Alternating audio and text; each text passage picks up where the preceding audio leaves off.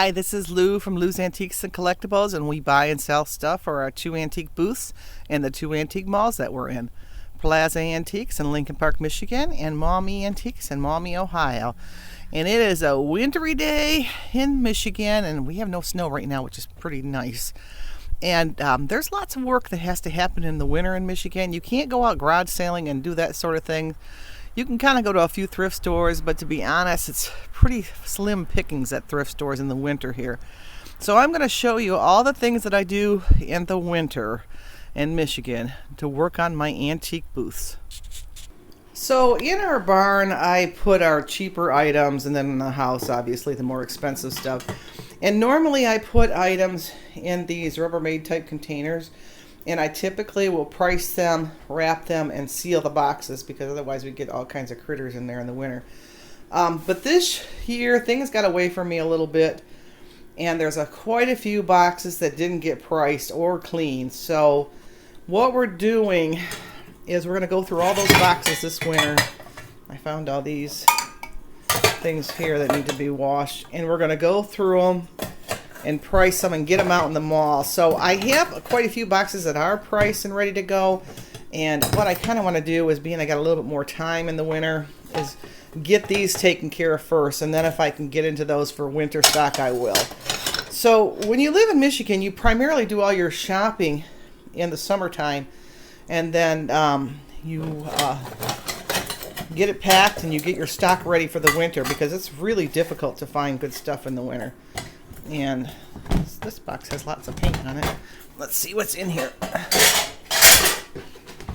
So like I said, there's probably about 10 boxes that didn't get priced or cleaned.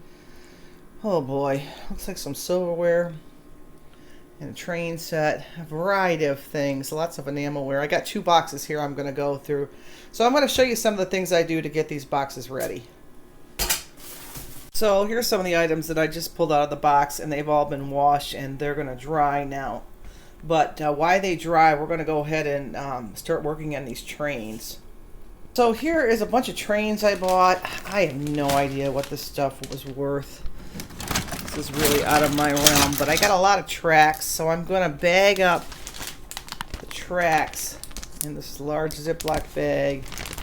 Sorry if the camera is a little bit funky here. So we're going to put all the tracks in there, and then I'm going to go through the trains that fit with that track and put that together and see if I could find a price for some of this stuff. I don't know what to price this. This is like out of my area of expertise, definitely. So we're going to try to divide this up and see what we can do for pricing. So this is what I did with all the trains in that box. You know, I just don't have a knowledge of trains. I'm not sure if I priced this right or priced it too high or too low. I have no idea. If it's too low, somebody's going to get a heck of a deal. Good for them.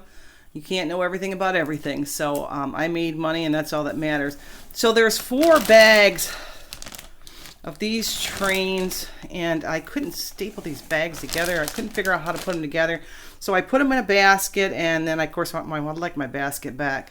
So, and then on each bag I put, like, there's the main one, I put $30 on it. I put bag 2 of 4, 3 of 4, and 4 of 4. So hopefully that's understandable. I don't know. If you know anything about these trains, if you can tell kind of what they are, let me know. Shoot me a message, see how I did. And then the other train that I got, this one here, it actually works. Put a couple batteries in there and it works pretty good. So I put all of this along with all the track together, and I put $39.99. I don't have a clue. I looked up each of the cars on like eBay, and they're around $10, $20 each. You know, this is out of my realm, and this stuff is not in very great shape, although the engine does work. So let me know how you think I did on that one. So left in this box here, oh, I have some train parts actually. I better put those with the trains. And then I got some kitchen tools and whatnot. I gotta wash all that stuff. Well, we got one of the boxes done. I got all this stuff packed in this IKEA bag, and then I have the trains in the basket. This probably took me, probably 2 hours. It is so time consuming to do this stuff. So it takes a long time to get every box done. Now we got to go through this box. What a disaster. I must just threw it in there at the end of the year, and I don't even know what's in there. So let's go through that one and see what we can find. So here's all the stuff in that box. Lots of china. There's some Limoges. There's some Noritake. This little Coca-Cola thing was in the other box. I actually found a salt and pepper shaker that was priced. I don't quite know why, but we'll go with that. And then here's some of the other things. I have a wood statue, a Madonna, and a little picture, and some North Dakota stuff. And then the silverware was in the previous box. I haven't gone through that yet. So this is going to take me probably a couple hours. I have to wash all this, and then I have to look it up and price it. So let's get to it. So I've been washing china for probably the last half hour, and this was a nice surprise. You know, I just bought this figure. I didn't even really look at it that good, and here it is. It's Lardo. So it's worth quite a bit of money. I've seen it as high as $60, $70.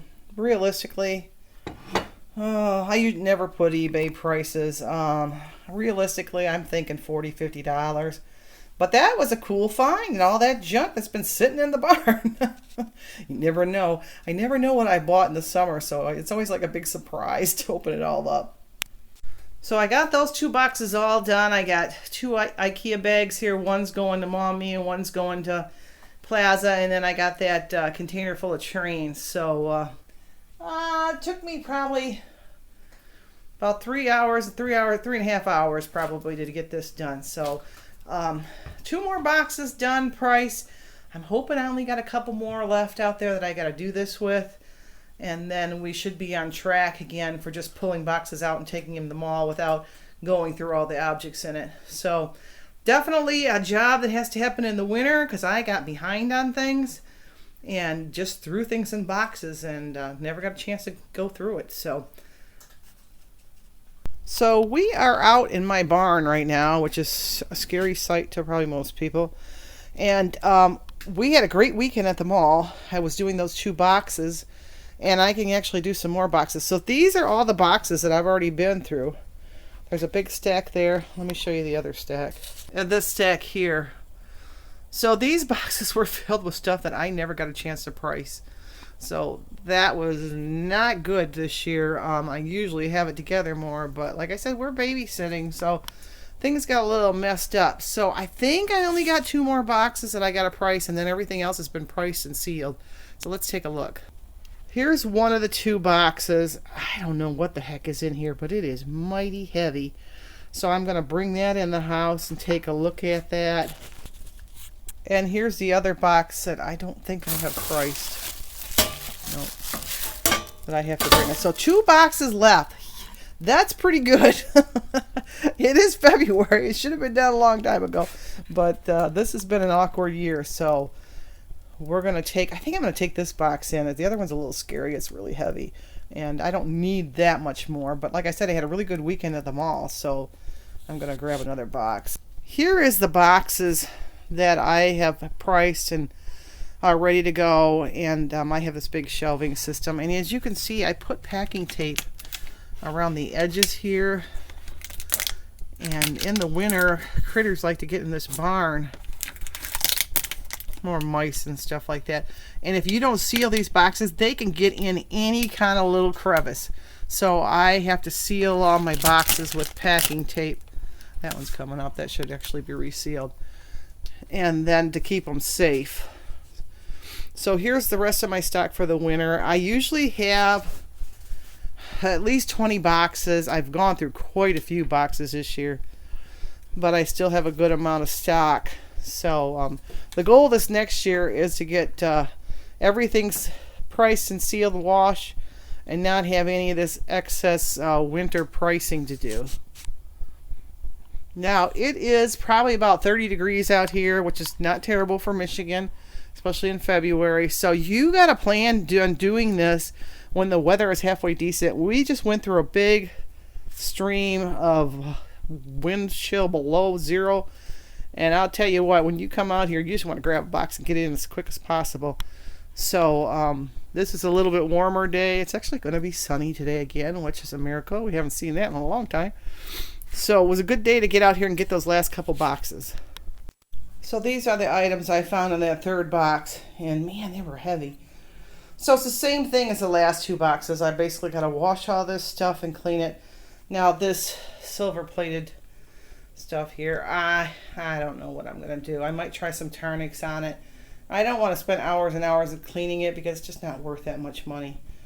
So we're gonna clean this up, tag it, and then take it to the antique mall. So out of that box, there was quite a bit of silver plated stuff, so I went ahead and cleaned it a little bit with Tarnix. But this stuff is not very valuable, so I don't really want to spend 3 hours trying to get it perfect. So I priced it to sell, and I'm going to take one set to each mall. Another winter job you got to do, and basically an all-year job, is to always go to your booth and reorganize and pick it up. And I try to go every week. Sometimes it goes every other week if there's a bad snowstorm or the weather's really awful. But for the most part, I try to go every week. I have more time in the winter, so I tend to go through more things in the winter. I tend to clean more things in the winter than I do in the summer. The summer is so short here that it's always a mad rush of buying things and people shopping and on vacations and whatnot. So this is definitely a time for me to do that. So I'm in my booth here in Maumee, and I have a bunch of purses in the front. I have like a Valentine's type display going on, and these purses are always a disaster. And in fact, in the next week here, I'm going to change the display to put something else out for St. Patrick's Day, which I'm glad of because I am tired of straightening these purses out. So every week they're a disaster. I have to pull them out of the basket and line them up all nice, and then get them ready for sale here. So that's what I'm doing right now, is trying to get them all lined up so they look better. If you don't have things organized and you don't reline up things and you don't put your taller stuff in the back versus the smaller stuff in the shorter things in the front, it just doesn't look good. They can't see everything at once. And people, when they go by your booth, they tend to give it a glance. They don't always look at everything in your shelf. So you want to make sure that that glance is a good glance and they can see a huge variety of objects while they're going by. So I got the black purses done. And yeah, here's another one. There are a bunch of them are all done. But I got all those straightened out now. On the top, I have a bunch of Valentines. And of course, there's like wallets in the Valentines. There's stuff all over the place. I don't know sometimes what people are doing in this booth, but it is really a giant mess, which is always a good thing, because that means you made a lot of sales. So I try to have patience with this, although sometimes I wonder, are they having a party in this booth or what in the world is going on? Because things are everywhere. But anyway, so I got the Valentine's done there. And then this was, I put the Vera Bradley wallets on the top. They didn't seem to be selling very well. So I thought, I'm going to switch them around and put those on the top. This tray here is always a disaster. This is my cheaper pins. And as you can see, it looks like that somebody just took handfuls of it and thrown it all over the place. And it is full. And it's not always perfect even when I straighten it out. But it can be a little bit more perfect than it is right now. So that's one of the big jobs I do through the winter. I mean, there's always fresh stock in my booth. And I think that's really important. If you don't buy enough in the summer to get you through the winter, then people are going to get tired of shopping in your booth in the winter because they're seeing the same old thing. So I think it's really important to get your stock ready, and then you can pull from it all winter and always have fresh, new things for the antique booths. And actually, the winter time is probably where I sell the most inventory, because there's not a lot of flea markets going on. There's no outdoor garage sales. There's none of those activities. So they come to the malls. So that's the time to keep your inventory fresh and keep it straightened up and looking good. So that's what I'm doing here. I'm kind of just straightening up all these pins here. I have some holiday pins on the top tier of this little shelf. And lots of St. Patrick's days and Valentine's Day items. And my racks always need to be done. I've kind of already straightened out these racks. They're always a disaster too. There'll be pins all over the counter. I don't know if they're trying them on. I'm not sure what's going on. But same with the necklaces. This is not too bad, actually. I try to do it by color. But you have to organize all this stuff. And this was actually being done after I put the new stuff into my booth. So this takes probably at least an hour to go around and straighten every little area out. Now, I suppose if I had less inventory, it wouldn't be as long. It would probably stay straightened out a little bit better. But I've always had an overabundance of stuff. And frankly, I've always made a profit. So I don't know. I see these wonderful booths that are really decorated very nicely, but they don't have much in them. I wonder how those folks do it. So let me know if you're one of those folks, and let me know how you do. If you do still very well, or are there struggles, or what's the best route? I'm never sure. I've done it so long this way that I'm kind of scared to change. So if you got something working, I think you should stick with it. So these are my cheaper rings here, and I have to make sure I always fill all those up. So that's what I'm doing. And those are quite popular. There's some kind of fancy ones in there that I've had for a long time. I just want to get rid of. And I have a little acrylic top that goes over those, so it kind of keeps little hands away as they're walking through the mall. The shelves always have to be straightened out. I typically put the taller stuff in the back, the shorter stuff to the front. But usually when I go in, everything's all mixed up. So I try to straighten all these things out. And this is something, like I said, too, that it really has to happen all year. But the winter is, for me, the primary time to really do some cleaning and make sure that things are looking pretty good. So I'm still in the blue area here. And I have some jewelry on the shelves, too, that coordinate with the colors on the shelf. That way, if they missed all the stuff in the front, they might see it as they walk around. And here's the red area. And that green bracelet shouldn't be there. I should have been pulling that one out. I must not have seen that. Was too busy thinking about talking to you folks. I'll have to straighten that out this next week when I go there. The red necklaces kind of got a little funky. There was a whole bunch of them hanging on the same hook there, and I want to make sure I have at least one necklace on each hook. And things get tangled so easy. Sometimes I think, what is going on? Is there something happening that I don't know about? Because I don't know how things can get so tangled so quickly.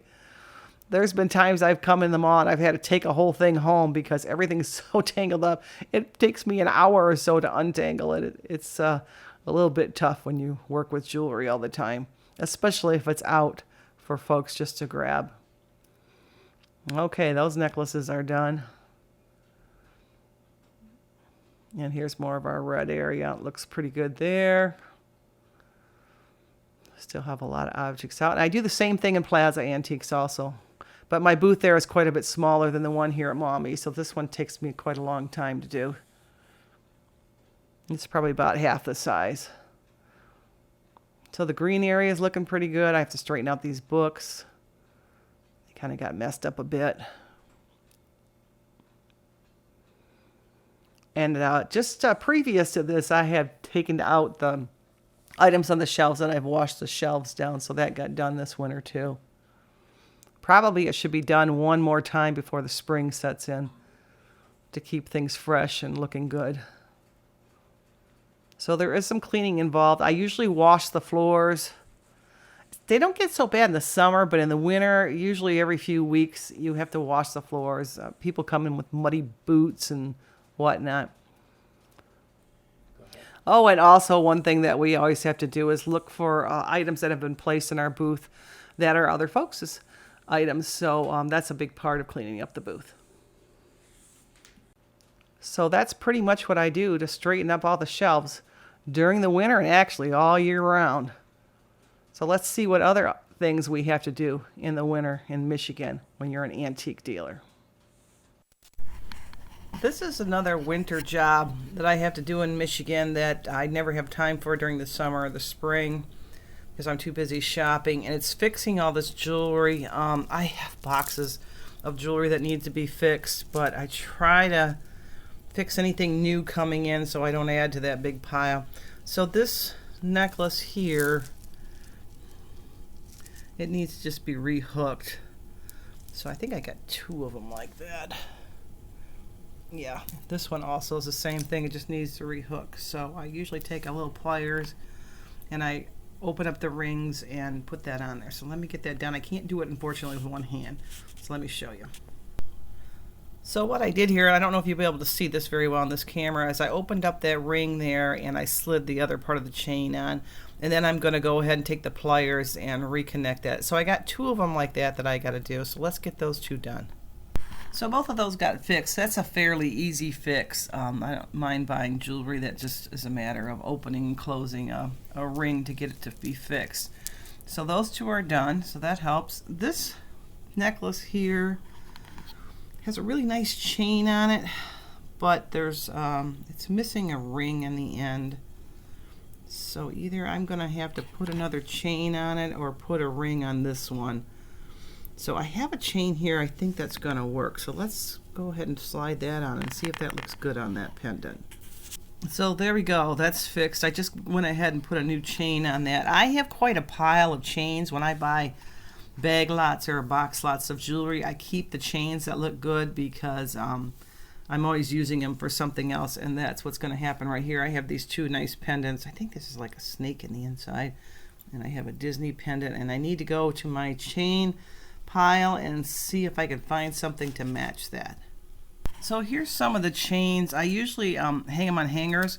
I have probably 5 hangers just full of chains in one of my closets, so I can just pick out stuff and hopefully they don't get so tangled.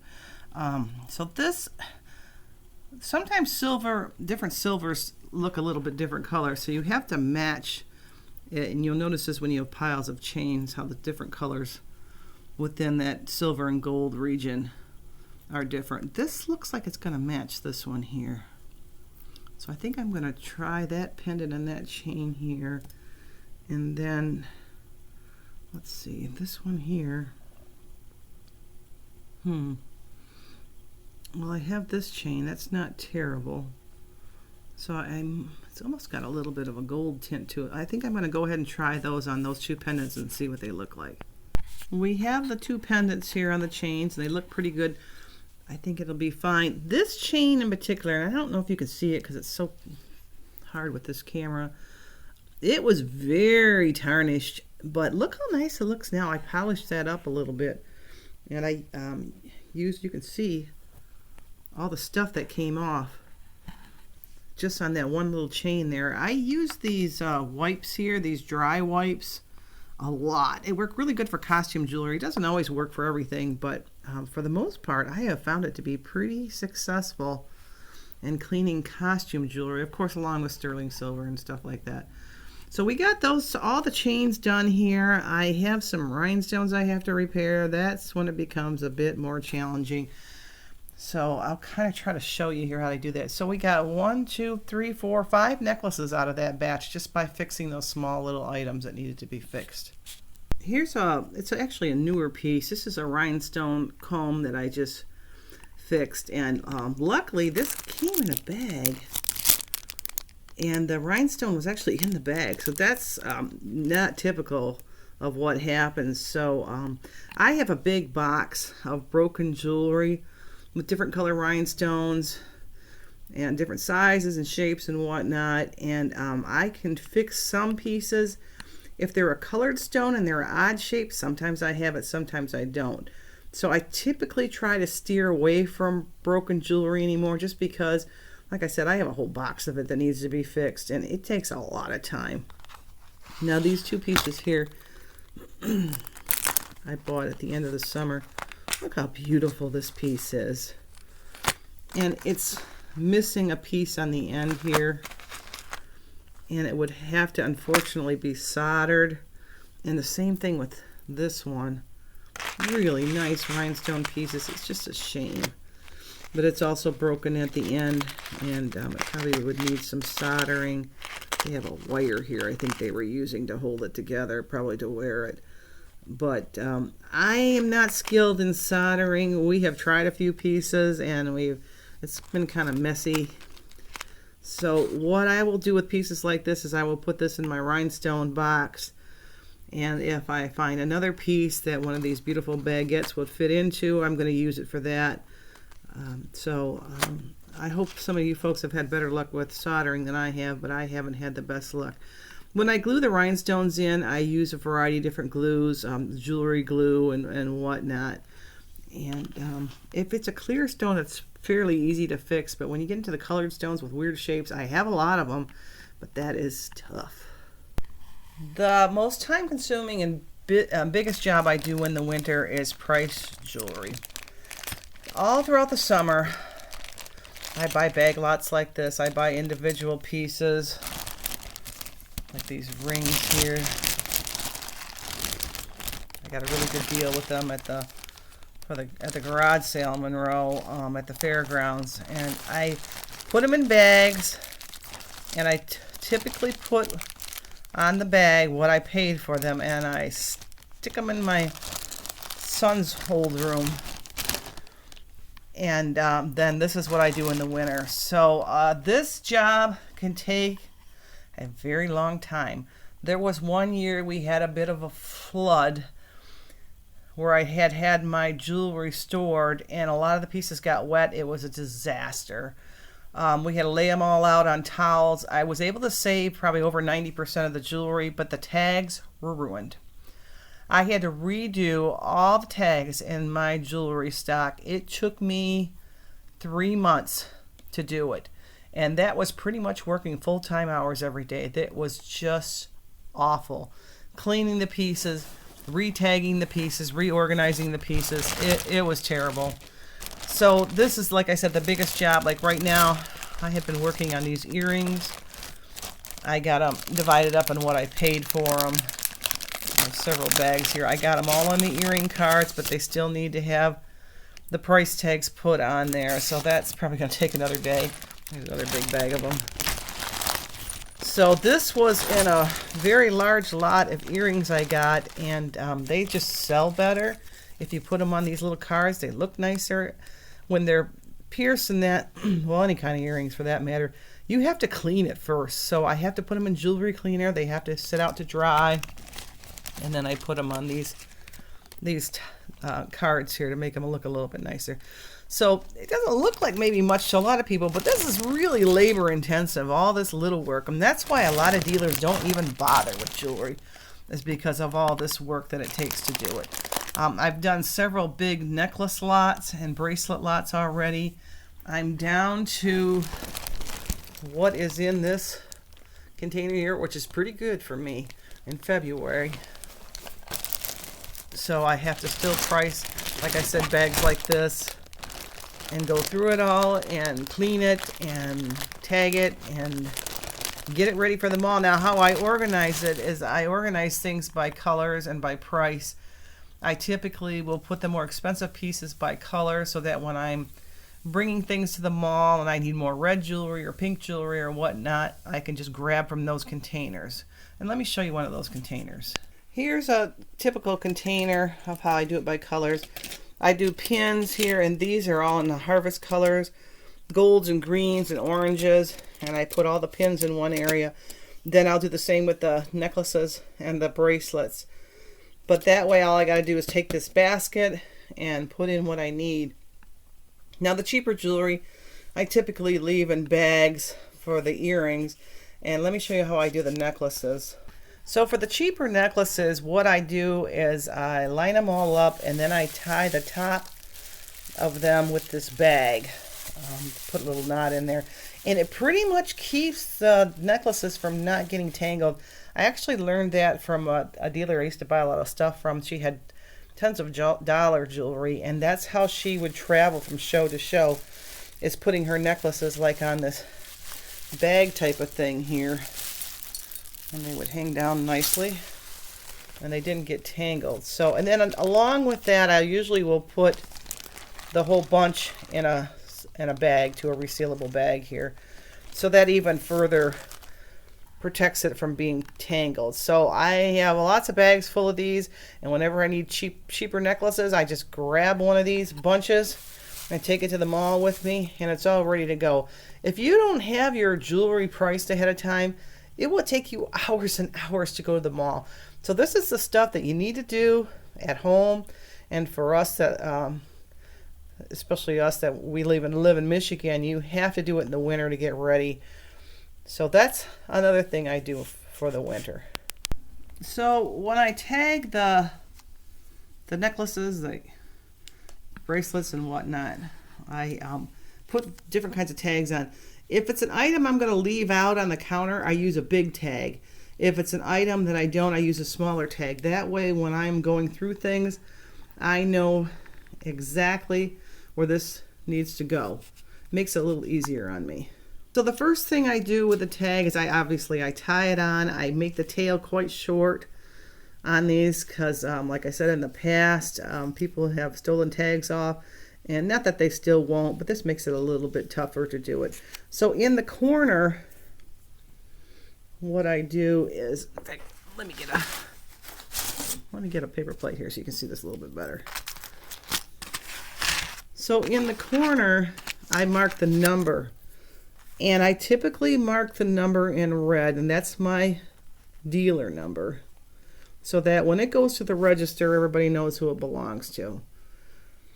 The number I typically do in red because it was something that I was at a mall years ago that they told us that we had to do. And I think it's nicer because then whoever's ringing this up knows exactly which number is the dealer number. Now typically after that I put a code, and the code can respond to an inventory list, or it can respond to how much you paid, or it could respond to how much you paid and when you got it. It depends on what you want it to be. So, and then at the end of the number, I usually put a C, and then at the end of the numbers, that corresponds to something too. I put a J for jewelry. So, and then you have to write a description. So I put black pendant necklace, and then I put a price.